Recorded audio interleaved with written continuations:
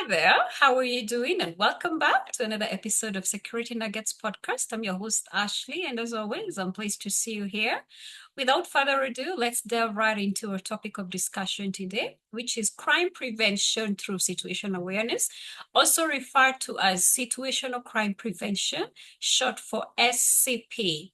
Situational crime is the environment in which crime may be committed. Instead of focusing on criminals, the situational crime prevention theory focuses on the environment. In other words, it aims to alter situational factors to decrease the degree in which criminals may view organizations as targets. Now, to help us expound on this, we're going to be looking at two critical criminal motivational theories. Now, we want to understand the criminal mind. We want to understand what motivates their criminal behavior. When we understand that, we are going to be able to disrupt their mindset. We are going to disrupt their thinking and make it very difficult for them to actualize their criminal activity, all right? We are going to be altering those situational factors. We are going to change the situation.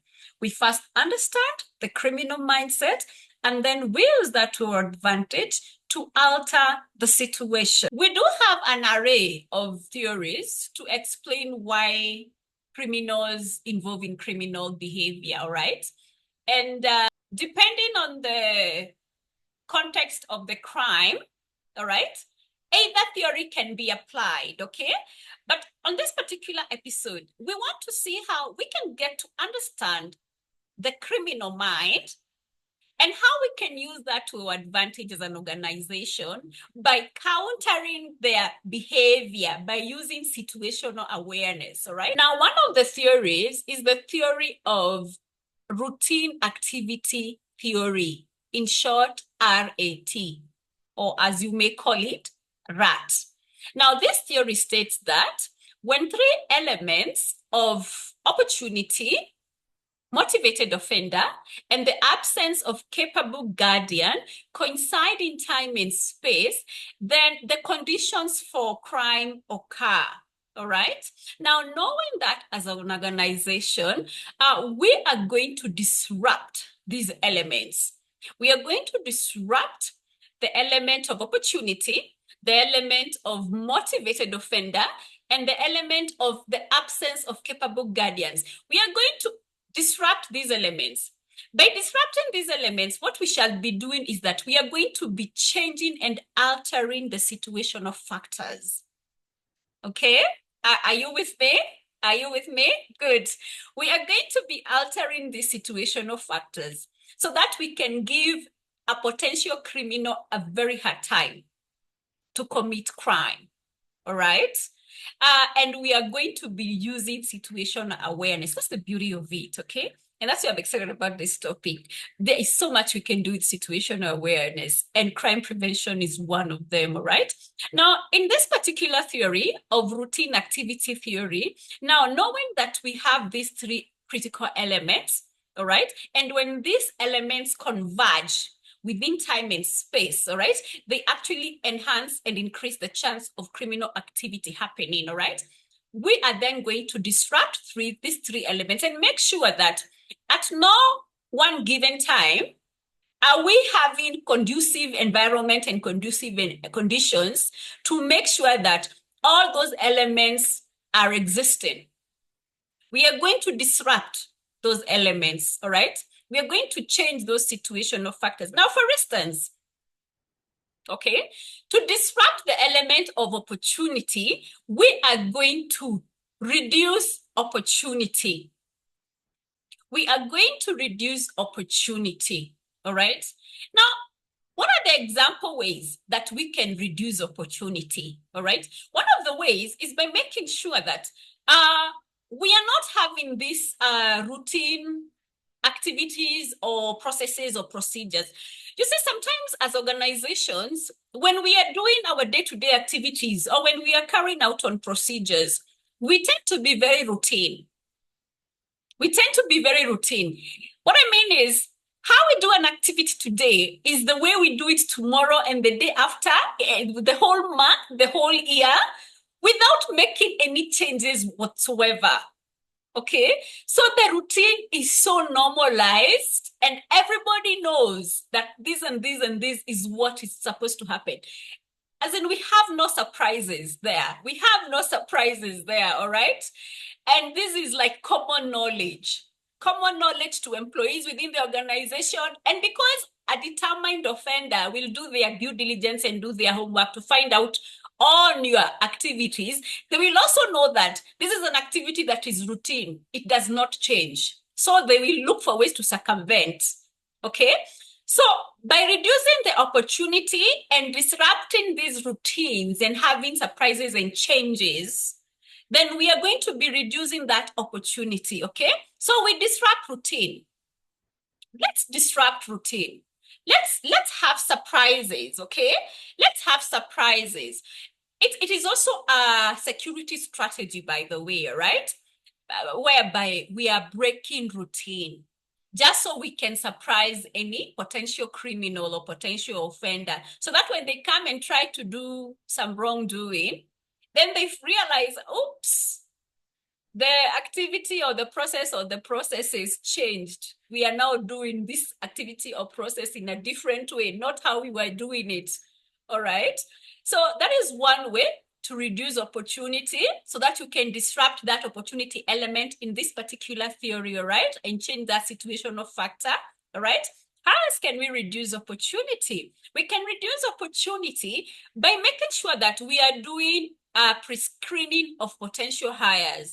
A lot of organizations are doing this in this day and time because it has become quite essential, right?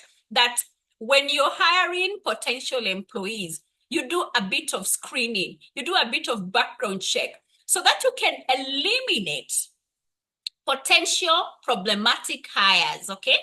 You are reducing the opportunity for a potential insider criminal to join your organization, okay? So that is another way that we can reduce that element of opportunity. The other way is by targeting, by hardening our critical assets, which are targets, okay?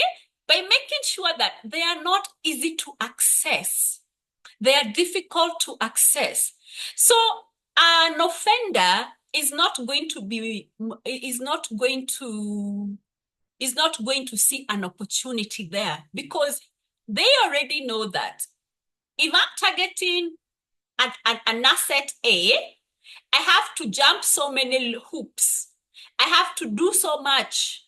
And in so doing, then I might be caught, because there are so many security measures. That critical asset has been hardened in the form of securing it. Okay, so that's another way of reducing opportunity, right?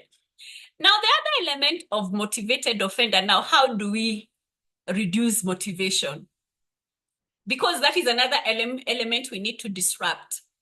We need to change those situational factors, okay, by disrupting that second element of motivated offender, right? One, we need to reduce or remove excuses. You know, sometimes offenders get involved in criminal activity and dishonesty behavior because they are creating excuses, especially when it comes to the insider threat. I'm talking of employees within the organization. If you see an employee within an organization getting involved in criminal activity, is because they have excuses. For instance, there is no rule setting. Okay, the organization has not invested in policies that are very clear in articulating the rules and regulations as far as security is concerned, okay?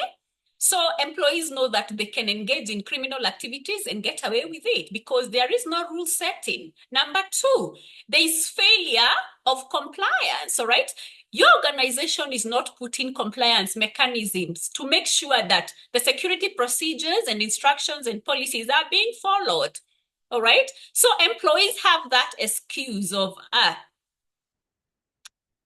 even if we bypass these policies and procedures, nobody is supervising, nobody is checking, there is no oversight in this organization, we can get away with criminal activity, okay?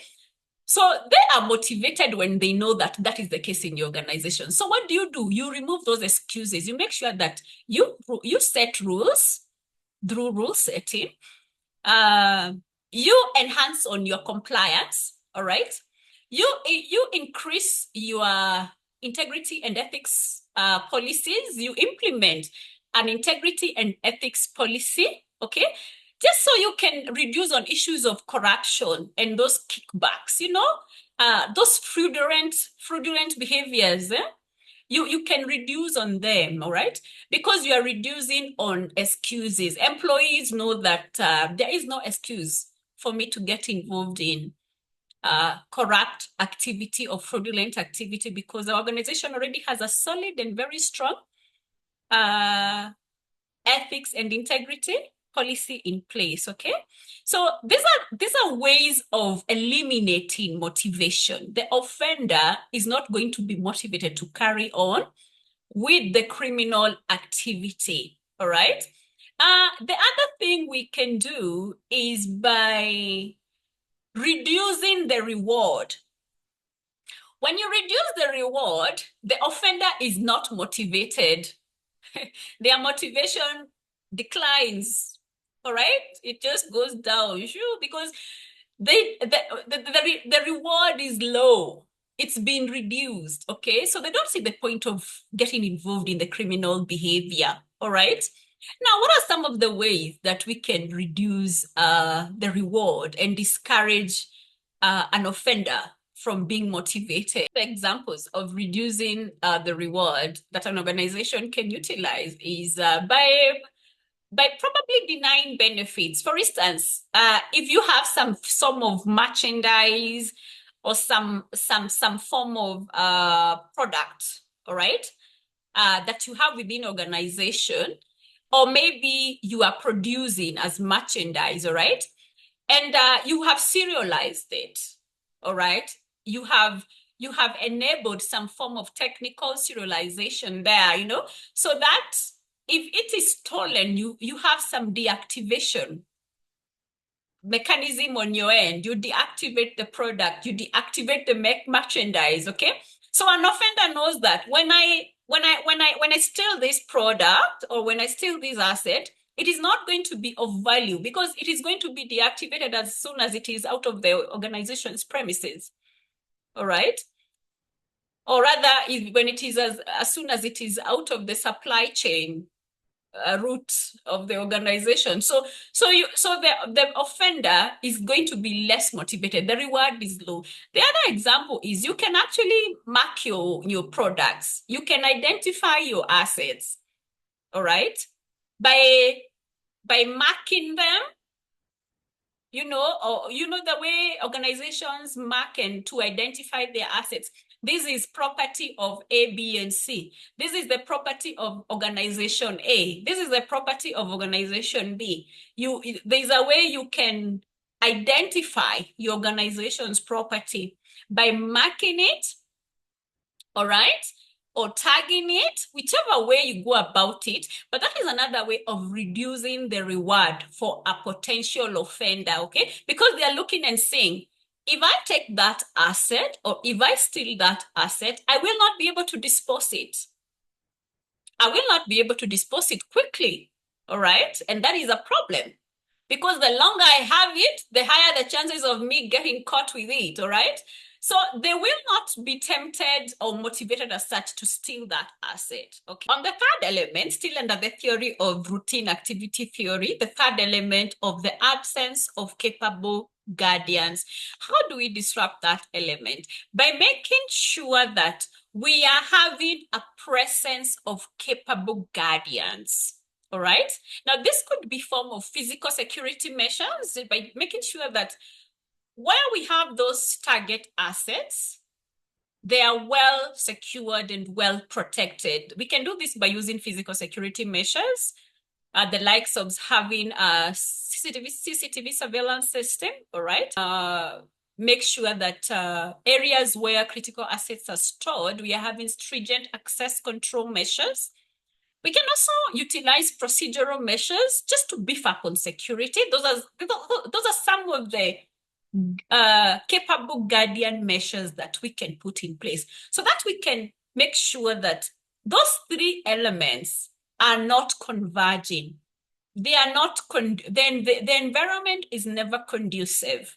There is a bit of a disruption there. The situational factors have been disrupted, all right?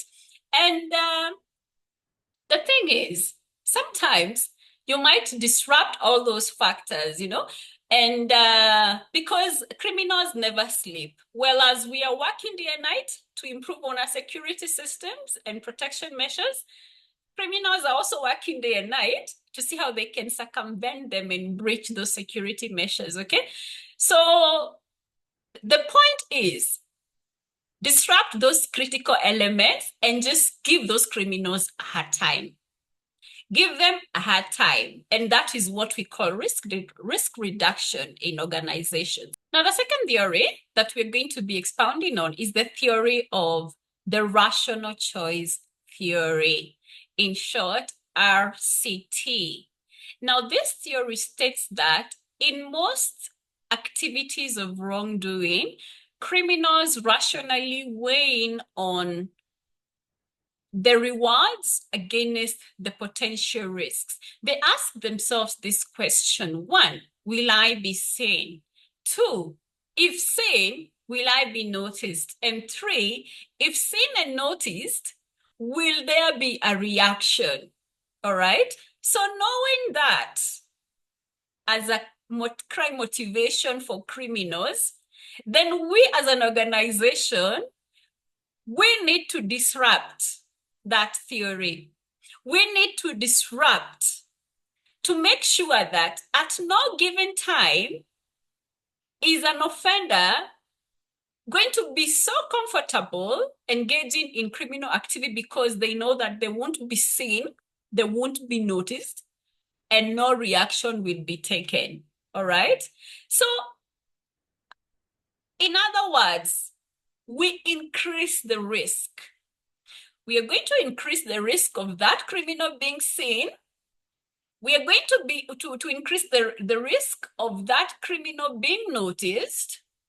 And we are going to increase the risk of that criminal being seen, being noticed, and action being taken against that criminal. Some of the ways that we can increase risk and counter criminal activity in correlation with the theory of rational choice theory is by increasing visibility. We want to make sure that when criminal activity is conducted, it is seen. We're going to increase the chances of visibility so that criminal activity can be quickly detected, can be quickly seen, all right? For instance, we can make sure that we have enhanced on the illumination of our lighting at night, okay? Our organization security lighting at night is enhanced. It's good. It is good, all right? What I know for a fact is criminals are afraid of light because no criminal wants to be seen. And that is why a lot of criminals wear masks. They don't want to be seen because the moment you detect a face, the higher the chances of apprehension, okay? So increase on the illumination at night and increase on visibility, increase the risk of visibility, increase the risk of that criminal being seen, okay? We can also increase visibility by having some form of surveillance. You can have security officers doing patrols at night or doing patrols during the daytime in high-risk places or high-risk assignments, okay? So that they can increase visibility of seeing anything out of the ordinary happen. This brings me to the other point, which is very important, the importance of layering security, okay? For us to be able to apprehend and react towards criminal activity, then we need to have a good layered system going on, all right? We need to make sure that the protection systems that we have put in place have been effectively layered, okay? So that, one, they can give us time. By the time a criminal is circumventing layer one and going to two, it's given us time as an organization to detect that something wrong is going on. By the time they circumvent security layer 2 and go to 3, It's still buying us time. By the time they circumvent security measure 3 and going to 4, it's given us enough time to detect, oh, wait, there is something wrong going on here. And we need to have a look to be able to detect what is actually happening and be able to respond to what is happening. And in the process of responding, then we apprehend these criminals, okay? So that is how we can disrupt that theory of rational choice theory. We disrupt the criminal behavior and the criminal rationale to our advantage as an organization. And we are doing this by disrupting situational factors, by leveraging on situation awareness to prevent crime within our organizations, okay? In summary, I hope you can see how situational awareness can be utilized when we are creating and developing strategies for risk reduction in our organizations, okay? We are able to understand what motivates criminal in their wrongdoing, and we are able to use situation awareness to disrupt situational factors to make sure that the environment is never conducive for criminal activity, all right? I'm sure you found this beneficial. Kindly like and share, subscribe if you haven't done that already. I'll appreciate it. And until our next episode, I've been your host, Ashley. Thank you very much for watching, and goodbye for now.